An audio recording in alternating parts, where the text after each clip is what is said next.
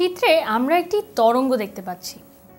যতই সময় অগ্রসর হচ্ছে ততই তরঙ্গের বস্তুকণাগুলোর সরণ ঘটছে।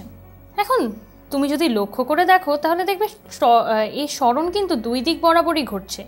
এই যে এই সময় বরাবর যে রেখাটি, তাকে যদি আমরা সাম্যাবস্থা বলে থাকি, এই সাম্যাবস্থানের দুই পাশেই কিন্তু কম্পন ঘটছে। ওপরের দিকেও বস্তুকণাগুলো উঠছে, এই বস্তুকণা আবার নেমে নিচের দিকে উঠে আবার এইভাবেই তরঙ্গটি চলছে। আমরা তরঙ্গের সংজ্ঞা দেওয়ার সময় বলেছিলাম বস্তুকণাগুলো কিন্তু নিজেদের অবস্থান পরিবর্তন করে না, তারা একই পজিশনে বা একই অবস্থানে থেকে ওপরে নিচে ওঠানামা করে। তাহলে যে ওপরে নিচে যখন ওঠানামা করছে তখন এই যে সাম্যাবস্থান থেকে যে কোনো একদিকে তরঙ্গর উপর অবস্থিত যে কোনো কণার সর্বাধিক যে সরণটি হবে তাকেই আমরা বিস্তার বলবো। তার মানে বিস্তার কি? বিস্তার হলো সাম্যাবস্থান থেকে যে কোনো একদিকে তরঙ্গের উপর অবস্থিত যে কোনো একটি কণার সর্বোচ্চ সরণ। এই সর্বোচ্চ সরণকে ধরো এই বিন্দুতে, তোমরা চিত্র থেকে বুঝতে পারছো এই বিন্দুতেই কিন্তু তার সর্বোচ্চ সরণ ঘটেছে। এই সর্বোচ্চ সরণকে আমরা এ দিয়ে চিহ্নিত করলাম।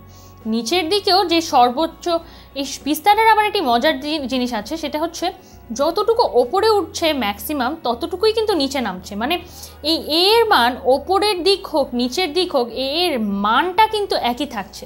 তার মানে ওপরের দিকে যখন কম্পিত হচ্ছে তখনও সর্বোচ্চ সাম্যাবস্থা থেকে সর্বোচ্চ সরণের মান এ, এবং নিচের দিকে যখন হচ্ছে তখনও কিন্তু সর্বোচ্চ সরণের মান এ। এই এটিকেই আমরা বলছি বিস্তার।